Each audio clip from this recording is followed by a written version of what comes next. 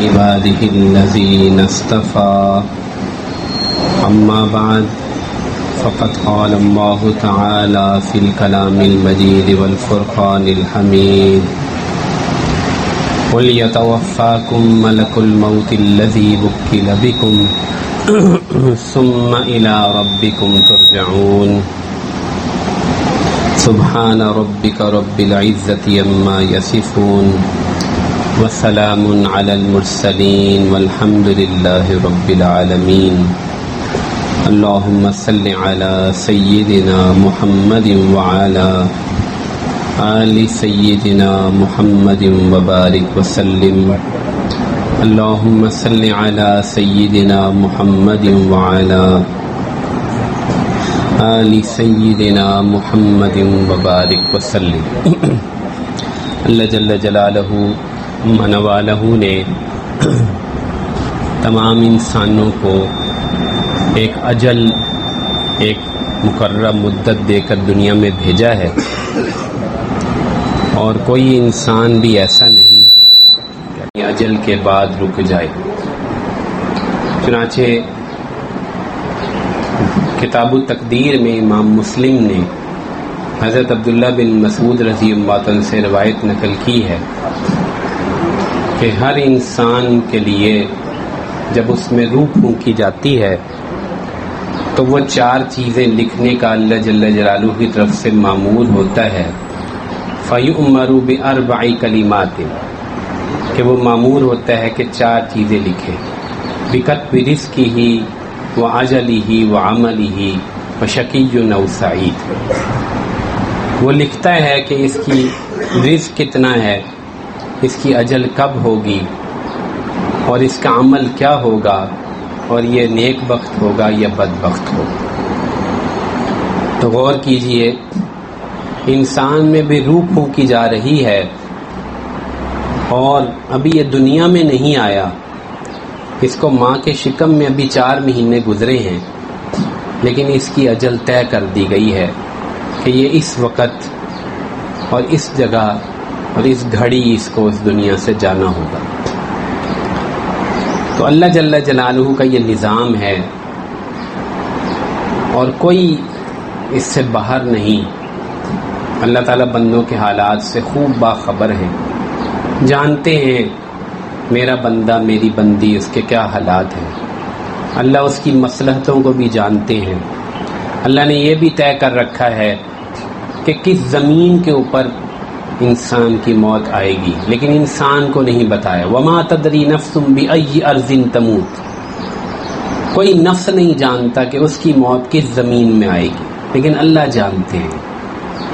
کس گھڑی آئے گی اللہ جانتے ہیں، کس مقام پر آئے گی، کس گھڑی آئے گی انسان نہیں پتہ چلا سکتا۔ اور تیسری بات یہ کہ کس کیفیت میں آئے گی، اس وقت کیا عمل کر رہا ہوگا، نیکی کا عمل کر رہا ہوگا، نافرمانی کا عمل کر رہا ہوگا، اللہ جانتے ہیں۔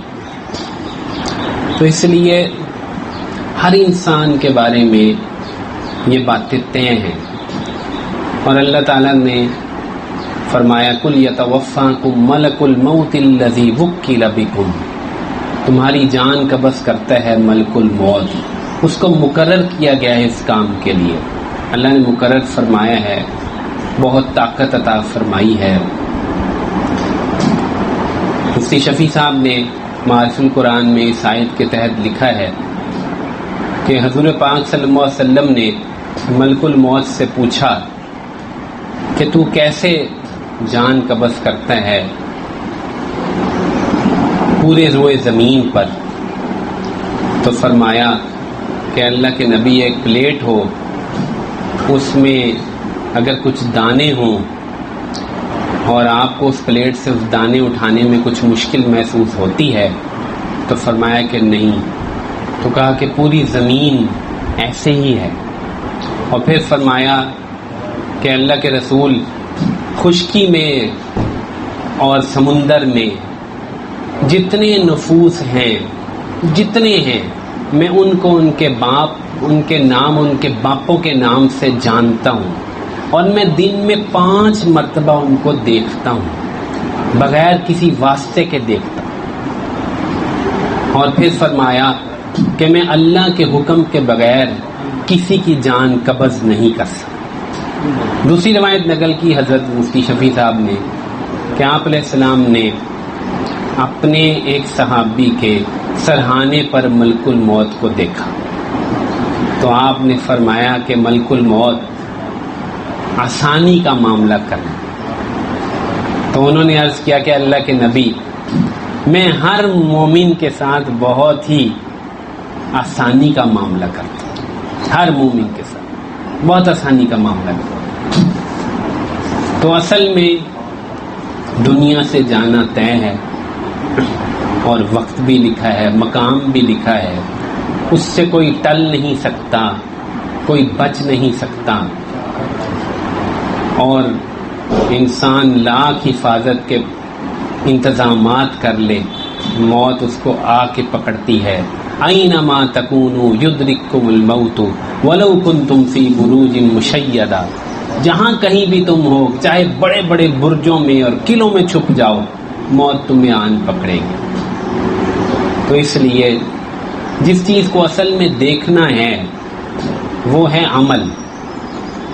جس چیز کو دیکھنا ہے وہ عمل ہے کہ انسان کس حالت میں جاتا ہے، کس زمین میں جاتا ہے. اس سے ہمیں کوئی سروکار نہیں، جہاں چاہے چلا جائے، کیونکہ موت آئے گی، جس بھی زمین پہ ہوگا لے جائے گی. اس سے ہمیں کچھ فرق نہیں پڑتا. ساری زمین اللہ کی زمین ہے، جہاں بھی چاہے موت آ جائے.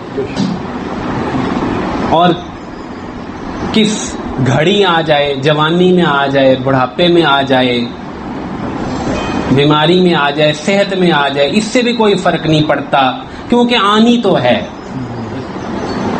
تو صرف ایک چیز سے فرق پڑتا ہے، اس کا نام ہے وہ عمل، وہ کیفیت جس میں کسی کی موت آئے. یہ اصل چیز ہے. آپ نے فرمایا کما تعیشون تموتون، جیسی زندگی گزارو گے ویسی موت آئے گی، ویسی موت آئے گی، اسی حالت میں موت آئے گی. تو صرف ایک ہی چیز فکر کرنے کی ہوتی ہے، اور وہ ہے کہ میری موت، میرا خاتمہ نیک عمل پہ ہو. انما الاعمال بالخواتیم، عملوں کا دار و مدار خاتمے پر ہے. رسول اللہ صلی اللہ علیہ وسلم نے صحابہ کو یہ بات سمجھائی تھی کہ اس بات کی فکر کر لی جائے کہ موت کے وقت نیک عمل ہو، اس نیک عمل کے ذریعے سے انسان کے پوری زندگی کے نیک عمل پر ایک مہر لگ جائے. یہ اصل بات ہے، یہ فکر کرنے کی بات ہے. تو الحمدللہ جن مرحومہ کی تعزیت کے لیے ہم جمع ہوئے ہیں، اللہ تعالیٰ نے یہ سعادت میسر فرمائی کہ موت تک جو ہے وہ دین کے کام میں، علم دین میں اللہ تعالیٰ نے توفیق عطا فرمائی، لگی رہی، اور کلمہ بھی اللہ نے نصیب فرمایا. تو جہاں کسی کے جانے کا رنج ہوتا ہے، وقتی طور پہ دکھ ہوتا ہے، تو وہاں اس بات کی بھی خوشی ہو جاتی ہے کہ جانے والے نے تو جانا ہی تھا، لیکن الحمدللہ اچھی موت آ گئی. حضرت شیخ الحدیث زکریا رحمہ اللہ نے فضائل ذکر میں ایک واقعہ نقل کیا ہے، اور اس کا تفصیلی واقعہ سیرت کی کتابوں میں، تاریخ کی کتابوں میں آیا ہے کہ ایک صاحب تھے جن کا نام عبداللہ تھا، اور وہ اپنے قبیلے کو چھوڑ کر انصار کے باہر، مدینہ کے باہر کسی قبیلے سے تعلق رکھتے تھے. تو وہاں سے وہ اپنے قبیلے کو، اپنے خاندان کو چھوڑ کر مدینہ تشریف لائے اور انہوں نے اسلام قبول کیا. رہنے والے مدینے کے نہیں تھے، مدینے میں گویا کہ مہاجر تھے. کوئی ان کا خاندان والا، کوئی ان کا رشتہ دار مدینے میں نہیں تھا. یہ کتابوں میں حضرت نے یہ واقعہ یہاں ایسے نقل نہیں کیا، لیکن تفصیل یہ ہے. تو چونکہ وہ بے سر و سامان آئے تھے، تو آپ علیہ الصلوۃ والسلام نے ان کو 2 چادریں عطا فرمائیں، جس کی وجہ سے وہ ذوالبجادین کے نام سے مشہور ہو گئے. ذوالبجادین، 2 چادروں والے. تو چونکہ وہ مہاجر بھی تھے، کوئی گھر بھی نہیں تھا مدینے میں، کوئی شادی وادی بھی نہیں ہوئی تھی، کوئی رشتہ دار بھی نہیں تھا، وہ مسجد نبوی میں ہی پڑے رہتے تھے. تو حضرت شیخ نے واقعہ نقل کیا کہ وہ مسجد کے دروازے پر پڑے رہتے تھے اور اونچی اونچی جو ہے وہ ذکر کرتے تھے، اللہ اللہ کی صدائیں لگاتے تھے. تو نکل گیا کہ حضرت عمر نے ایک دفعہ پوچھا کہ یہ آدمی ریاکار ہے؟ تو فرمایا کہ نہیں، یہ اوابین میں سے ہیں. اوابین یعنی کہ خاص اللہ کے رجوع کرنے والے بندوں میں سے. تو تبوک میں یہ شہید نہیں ہوئے، تبوک میں ویسے ان کا طبی طور پہ انتقال ہو گیا، طبی طور. تو اب کوئی رشتہ دار ہی نہیں تھا، کوئی ساتھ، کوئی پڑوس، کوئی محلے، وہ کوئی چاچے کا لڑکا، کوئی ماموں کا لڑکا، کوئی کزن وہ ہوتے ہیں نا، وہ کوئی تھا ہی نہیں، کوئی بھی نہیں تھا. یہ تو بیچارے خود مہاجر تھے. تو اس لیے اب اس بات کی تلافی کرنے کے لیے کہ ان کا کوئی رشتہ دار نہیں ہے، آپ علیہ السلام نے خود جو ہے ان کو اپنی بازوؤں پر اٹھایا اپنی. اور آپ نے جو الفاظ حضرت نقل کیے یہ دوسری کتابوں میں ہے کہ آپ نے اپنے بازوؤں پر جو ہے اس کی ناش کو اٹھایا اور حضرت ابو بکر اور حضرت عمر کو فرمایا کہ اس کو مجھے دے دو، میں اس کو اٹھاؤں گا اپنی بازوؤں پر. اور ایسا بہت کم ہوا ہے کیونکہ صحابہ جانثار موجود ہوتے تھے، وہ یہ کام کرتے تھے. تو آپ نے خود اس آدمی کو اپنی باہوں میں اٹھا کر قبر میں اتارا اور پھر یہ کہا کہ اللہ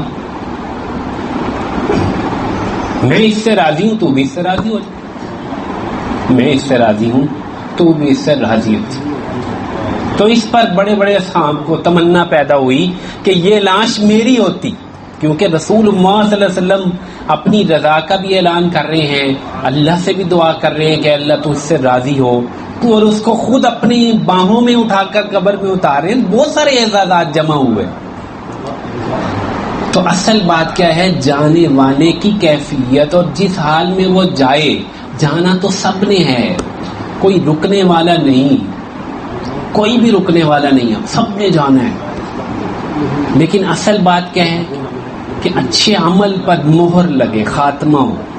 اس لیے علماء نے لکھا ہے کہ اہل سنت کی، اہل حق ہونے کی پہچان ان کے جنازے بھی ہیں، کیونکہ وہ بھی ایک مہر ہوتی ہے کہ اللہ تعالیٰ نے نیکوکاروں کو جمع کر دیا ان کے جنازے پر. تو جنازے پر نیک لوگوں کا آ جانا، علماء کا جمع ہو جانا اور اللہ کے راستے میں چلنے والوں کا جمع ہو جانا، یہ بڑی سعادت ہے. اور اس کے بعد نیک لوگوں کا کلمہ خیر کہنا، یہ بھی بہت سعادت ہے. شاید میں یوں کہو اللہم بارک لی فی الموت وفی ما بعد الموت. یہ بعد الموت کے احوال ہیں جو ہمیں نظر آ رہے ہیں. تو اصل بات، اصل فکر اسی کی ہے کہ جانے والا تو چلا گیا، ہم اپنی فکر کریں. حضرت شیخ الحدیث نے فضائل صدقات میں ایک واقعہ، ایک بات نقل کی ہے کہ ملک الموت جب آتے ہیں اور کسی بندے کو لے جاتے ہیں تو وہاں لوگ روتے ہیں اور عورتیں بھی روتی ہیں، لوگ رنج کرتے ہیں. تو وہ فرماتے ہیں کہ میں تو سب کو لینے آؤں گا، میں تو اس گھر میں سے ایک ایک کو لے کے جاؤں گا. تو آگے نقل کیا ہے کہ اگر لوگ اس کی پکار کو، اس کی آواز کو سن لیتے تو اس مردے کو بھول جاتے اور اپنی تیاری میں لگ جاتے. تو ایسی تیاری مقصود ہے کہ ہم سب تیاری میں لگے رہیں اور جو مرحومہ ہیں ان کے لیے دعائے خیر کرتے رہیں. اللہ تعالیٰ ان کی جو غلطیاں کوتاہیاں ہو گئی ہیں، انسان ہے، بشر ہے، لغزشوں سے کوئی پاک نہیں، کوئی ایسا نہیں جو غلطی نہ کرتا ہو. اللہ تعالیٰ غلطیوں کو معاف فرما دے. میرا ایک کزن تھا، بچپن میں بہت اس کے ساتھ وقت گزرا. تو چند دن پہلے کی بات ہے، ڈرائیونگ روڈ پہ وہ موٹر سائیکل پہ آ رہا تھا تو ایک تیز رفتار ٹرک نے اس کو کچل دیا، اس کے ٹکڑے کر دیے، بالکل اس کا سر بچا، باقی سارا بدن اس کا ٹکڑے ٹکڑے ہو گیا. جنازہ پڑھانے کے لیے میں گیا تو غم کا بھی اثر تھا، اور بس تابوت میں اس کے بچے کچے انہوں نے کفن میں ڈال دیے تھے اس کے ٹکڑے. تو سمجھ نہیں آ رہی تھی کیسے غم کا اظہار کیا جائے، اور پھر اس کو قبر میں بھی ڈال دیا گیا ہمارے سامنے. تو حضرت انس رضی اللہ عنہ کی ایک روایت مجھے بہت یاد آ رہی تھی. ابھی میں مولوی ویس صاحب کے والد صاحب کو سنانے ہی لگا تھا کہ وہ اٹھ کے چلے گئے، اس کو یہ روایت سنانے لگا تھا کہ حضرت انس رضی اللہ عنہ کی روایت مصنف ابن ابی شیبہ جو احناف کی مستدل ایک کتاب ہے اس میں نقل کی گئی ہے کہ جب وہ کسی مرنے والے پر، میت پر جاتے یا قبر پر جاتے تو یوں دعا کیا کرتے. کیا دعا کرتے؟ کہ اے اللہ آپ کا بندہ آپ کے پاس پہنچ گیا، اے اللہ آپ کا بندہ آپ کے پاس پہنچ گیا. بندوں سے تعلق ختم ہو گیا، یہ مرحومہ چلی گئی، اللہ سے مل گئی. آپ کا بندہ، آپ کی بندی آپ کے پاس پہنچ گئی، اے اللہ اس کی سیئات، اے اللہ آپ کا بندہ آپ کے پاس پہنچ گیا، اس کے ساتھ رحم کا معاملہ فرما، اس کے ساتھ رحم کا معاملہ فرما، اور اس کی روح کے لیے آسمان کے دروازوں کو کھول دے. اس کی روح کے لیے آسمان کے دروازوں کو، کیونکہ نیک روح کے لیے آسمان کے دروازے کھلتے ہیں، ہر روح کے نہیں کھلتے.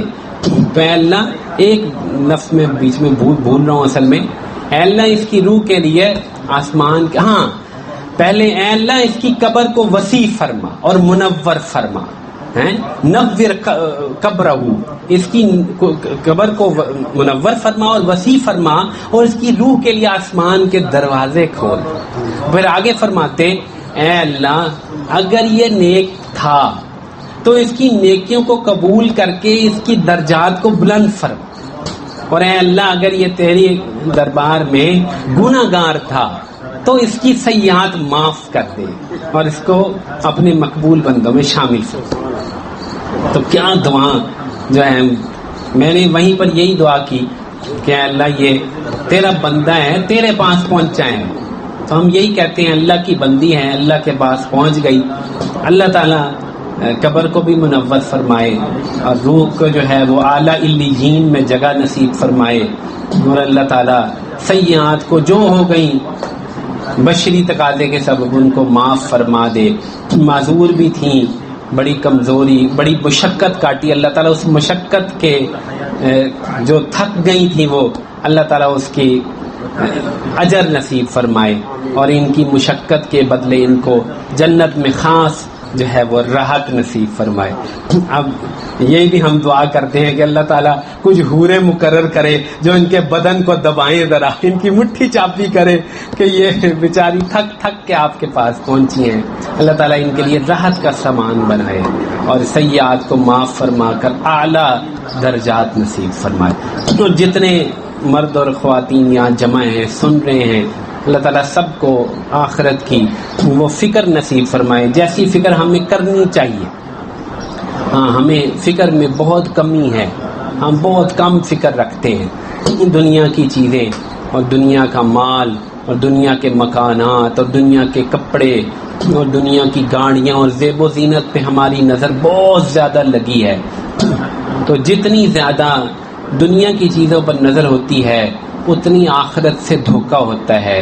قرآن کہتا ہے فَلَا تَغُرَّنَّكُمُ الْحَيَاةُ الدُّنْيَا، دنیا کی زندگی تمہیں آخرت کے بارے میں دھوکہ نہ دے دے. مطلب یہ کہ یہ دھوکہ دیتی ہے دنیا کی زندگی. وَلَا يَغُرَّنَّكُمْ بِاللَّهِ الْغَرُورُ، یہاں غرور جو ہے مبالغے کا صیغہ ہے، یہ شیطان کے لیے لفظ استعمال کیا گیا ہے. اللہ کے بارے میں شیطان تمہیں دھوکہ نہ دے دے.